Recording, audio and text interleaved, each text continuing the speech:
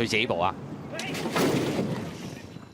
好，你一開閘嘅時候咧，咁啊有馬慢咗，贏得自在啊！好啦，前3位置咧就係精彩勇將啊！尾之外欄呢，仲有閃電奇駿、暫時電啊，紅衫係大丞相嚟㗎，跑咗一半嘅路程啦。前面就智力之城走中間佔先啊！咁啊見到外欄位置，象傲咧就一路攞咗外欄喎，入邊啊極速神影啊，後多層啊嘛，中檔有新輝之星啦，最入咧仲有紅衫嘅大丞相追咗啲，外欄位置係紅海王嚟㗎，最後100零米啦，極速神影埋邊呢，就追緊呢隻智力之城啊！外欄第3位有象傲啦。 中間咧仲有隻紅海王啊，海船王者接近中啲極速神影贏馬，跑第2名智力之城，第3名呢，似乎係咪紅海王嘅機會高啲呢？外欄就象傲啦，入邊呢仲有隻海船王者啊。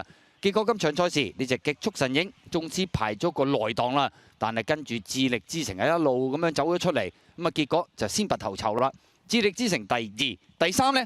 紅海王就喺中間，過唔過到外邊8號嘅象傲呢？咁啊需要影相。入邊仲有隻海船